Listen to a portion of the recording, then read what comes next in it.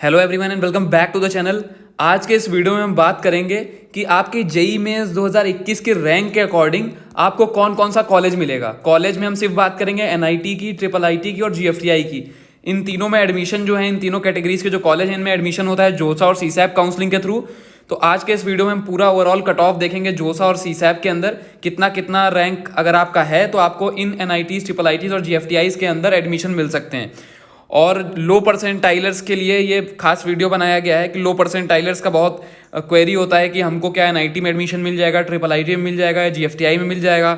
हमारा 50% है, 70% है, बहुत ज़्यादा कमेंट्स आते हैं, बहुत ज़्यादा मैसेजेस आते हैं, तो उनके लिए मैं ये वीडियो बना रहा हूँ। तो सबसे पहले एनआईटी का मैं ऑलरेडी एक वीडियो में बता चुका हूँ, लेकिन इसमें सबसे पहले आपको एनआईटी क्लियर कर देता हूँ। एनआईटीज़ में अगर आप जनरल कैटेगरी के हैं तो ये बिल्कुल सेफ रैंक है। अगर आपके इस रैंक के अंदर है तो आपको फॉर श्योर 99% चांस है कि एनआईटी में अलॉटमेंट मिल जाएगा।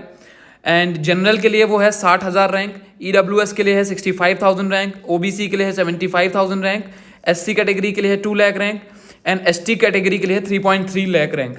अगर आपकी इन रैंक्स के अंदर है, जो भी कैटेगरी है, कैटेगरी का मैंने लिख दिया है ऑलरेडी, अगर आपकी इतनी रैंक के अंदर आ रही है तो आपको एनआईटीज़ के अंदर अलॉटमेंट मिल जाएगा। अब इसके बाहर जिनकी रैंक है, इससे ज़्यादा रैंक है, लो परसेंटाइल वाले बच्चे, उनके लिए क्या ऑप्शन बनेगा? तो उनको जीएफटीआईज में ऑप्शन बन सकते हैं। आगे हम ट्रिपल आईटीज का देखते हैं, जीएफटीआईज का देखते हैं। इसके अलावा भी कुछ कॉलेजेस होते हैं, स्टेट गवर्नमेंट कॉलेजेस, जिनमें लो परसेंटाइल पर एडमिशन मिलता है। तो हम एक एक करके आगे डिस्कस करते हैं।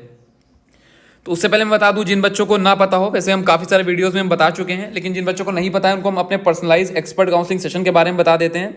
जिन भी बच्चों का 20 से लेकर 90% के बीच में है, उनका एक मेजर डाउट होता है कि क्या हमको एनआईटी, ट्रिपल आईटी, जीएफटीआई या स्टेट गवर्नमेंट कॉलेज मिल पाएगा, या फिर हमको बेस्ट कॉलेज मिल जाए हमारी पॉसिबल रैंक पे। लेकिन सबसे जो प्रेफर्ड कॉलेज होते हैं वो सबसे पहली कैटेगरी में आता है एनआईटी, फिर ट्रिपल आईटी, फिर जीएफटीआई, और अगर कुछ नहीं मिल रहा है इन तीनों में, जोसा सीसैप में, तो एटलीस्ट स्टेट गवर्नमेंट कॉलेज ही मिल जाए।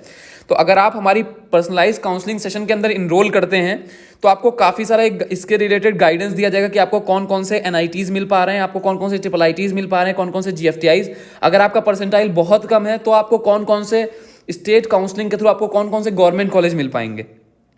अमूमन होता है क्या है कि 80% स्टूडेंट्स और पेरेंट्स मिस्टेक कर देते हैं जोसा एंड सीसैप काउंसलिंग में, या जोसा सीसैप की बात करें या अलग अलग जितने भी स्टेट काउंसलिंग होती हैं, चाहे UPTU, JAC Delhi, JAC Chandigarh, जिस भी काउंसलिंग की बात करें, तो मिस्टेक्स कर देते हैं जिसकी वजह से कोई सीट नहीं अलॉट होती बच्चे को, या फिर डिजर्विंग कॉलेज नहीं मिल पाता है। ये मिस्टेक किस तरह की होती है? जैसे चॉइस फिलिंग नहीं करते हैं सही से, कैटेगरी सीट एलोकेशन के अकॉर्डिंग चॉइस फिलिंग नहीं करते हैं, होम स्टेट सीट एलोकेशन के अकॉर्डिंग चॉइस फिलिंग नहीं करते हैं, सीट मैट्रिक्स का ध्यान नहीं देते हैं, एंड काउंसलिंग जो पोर्टल का एल्गोरिदम होता है वो नहीं पता होता है, जिसके चक्कर में, इन गलतियों के चक्कर में कोई भी सीट नहीं अलॉट होती बच्चे को, जबकि बच्चे का परसेंटाइल भी ठीक ठाक था। तो अगर आप हमारे पर्सनलाइज काउंसलिंग सेशन के अंदर इनरोल करते हैं तो आपको पहले पूरा डिटेलिंग बताया जाएगा कि आपको कौन कौन से कॉलेजेस मिल पा रहे हैं, including NITs, triple ITs, GFTIs and state government colleges. यहाँ पे हम कोई प्राइवेट कॉलेज की बात नहीं करेंगे, सिर्फ हम एनआईटीज, ट्रिपल आईटीज, जीएफटीआईज और स्टेट गवर्नमेंट कॉलेज की ही बात करेंगे। आपको एक प्रॉपर डिटेल लिस्ट मिलेगा कि आपको कौन कौन से कॉलेजेस मिल पा रहे हैं। उसके बाद आपको किस तरीके से चॉइस फिलिंग करनी है, क्योंकि मैंने आपको बताया कि सबसे इंपॉर्टेंट पार्ट जो होता है वो चॉइस फिलिंग होता है। तो आपको किस तरीके से एग्जैक्ट चॉइस फिलिंग करनी है, कौन सा कॉलेज ऊपर रखना है, कौन सा कॉलेज नीचे रखना है, कौन सी ब्रांच ऊपर रखनी है, और ये सारी चीज़ें, चाहे वो हम जोसा काउंसलिंग की बात करें, या फिर हम सीसैप काउंसलिंग की बात करें, या फिर हम किसी अदर काउंसलिंग की बात करें। अदर काउंसलिंग मतलब आपका बहुत सारे एग्जांपल ले सकते हैं, यूपीएसडब्ल्यू या यूपी सेट जिसको हम इस बार बोल रहे हैं, एमएचसीटी हो गया, एंड इसके अलावा आपका एमपीडीटी हो गया, राजस्थान का रीप हो गया, पंजाब टेक्निकल यूनिवर्सिटी हो गया, जैक दिल्ली, जैक चंडीगढ़, जितनी भी काउंसलिंग है सभी के लिए आपको पूरा चॉइस फिलिंग किस ऑर्डर में करना है, किस तरीके से करना है, ये सारी चीज़ें बताई जाएंगी। सबसे पहले तो आपका एनालिसिस करके बताया जाएगा कि आपको कौन कौन से कॉलेजेस मिल रहे हैं। तो अगर आप भी इस पर्सनलाइज काउंसलिंग सेशन के अंदर इनरोल करना चाहते हैं तो आप इस नंबर पे कॉल करके पूरी डिटेलिंग ले सकते हैं कि किस तरीके से आपको रजिस्टर करना है। यहाँ आपको बता दूं कि ये पेड प्लान है हमारा। तो जो भी बच्चे इंटरेस्टेड हैं, एक्सपर्ट से अपनी काउंसलिंग करवाना चाहते हैं, क्योंकि जो स्टूडेंट्स और पेरेंट्स काउंसलिंग करते हैं वो जनरली पहली बार, दूसरी बार या तीसरी बार कर रहे होते हैं, लेकिन जो एक्सपर्ट्स है, he has more experience than you, वो ऑलरेडी हज़ारों काउंसलिंग कर चुके हैं। तो अगर आप भी अपना काउंसलिंग एक्सपर्ट से कराना चाहते हैं तो आप इस नंबर पर कॉल कर सकते हैं, और वहाँ पे आप जान सकते हैं किस तरीके से आप इस प्रोग्राम के अंदर इनरोल कर सकते हैं। आगे देख लेते हैं आप ट्रिपल आईटीज़ का। ट्रिपल आईटीज़ का भी लगभग सिमिलर रहता है जैसे एनआईटीज़ का था। जनरल के लिए 60,000, ईडब्ल्यूएस के लिए 65,000, ओबीसी के लिए 75,000, एससी के लिए 2 लाख एंड एसटी के लिए 3.3 लाख। इतनी रैंक के अगर अंदर है आपकी तो आपको ट्रिपल आईटीज़ में अलॉटमेंट मिल जाएगा। अब आप कहेंगे एनआईटीज़ और ट्रिपल आईटीज़ में डिफरेंस क्या है? तो NITs में 60,000 जिसकी क्लोजिंग रैंक जाती है, लास्ट की अगर आपकी रैंक है मान लीजिए 58,000 या 59,000, तो उस कंडीशन में बच्चे को वहाँ पे NITs में लोअर ब्रांचेस मिलती हैं, लोअर ब्रांचेस। बट वहीं पे अगर आपकी 58-59,000 IITs के अंदर है तो वहाँ पे आपको CS, IT and ECE branches मिल जाती हैं। तो ये डिफरेंस है मेजर NITs और IIITs की कट ऑफ में। ठीक है, अब आगे बात कर लेते हैं GFTIs का।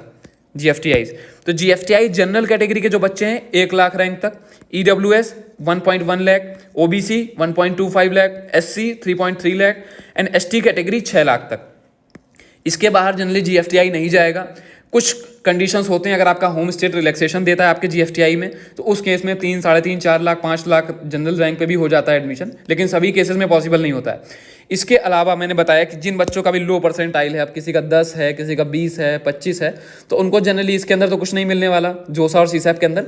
तो उनके लिए अलग एक कॉलेजेस हैं जो स्टेट गवर्नमेंट काउंसलिंग में पार्टिसिपेट कर सकते हैं। अलग अलग स्टेट्स हैं, यूपी की काउंसलिंग होती है, पंजाब की काउंसलिंग होती है एंड इसके अलावा हरियाणा की होती है एंड आपकी UT उत्तराखंड की काउंसलिंग होती है, MPDT होती है, बहुत सारी काउंसलिंग होती हैं। और इनमें कई सारी काउंसलिंग जो होती हैं उनमें आपको लो रैंक पे भी एडमिशन मिल जाता है, मतलब 10 परसेंटाइल, 15 परसेंटाइल, 20 परसेंटाइल, इन सभी पे भी मिल जाता है।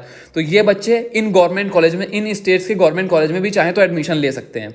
और अगर आपको इस बारे में थोड़ा और डिटेलिंग में जानना है तो मैंने आपको पीछे बताया, वहाँ पे जाके आप कॉल कर सकते हैं और बाकी की डिटेलिंग ले सकते हैं। ये नीचे नंबर दिया हुआ है यहाँ पे 6393018519 यहाँ पे। तो फिलहाल के लिए इस वीडियो में इतना ही रखते हैं। अगर कोई डाउट हो तो नीचे कमेंट सेक्शन में कमेंट करके पूछ सकते हैं। और अगर वीडियो अच्छा लगा हो तो वीडियो को लाइक और शेयर कर दीजिए और चैनल को सब्सक्राइब करना बिल्कुल भी ना भूलें। तब तक के लिए गुड बाय।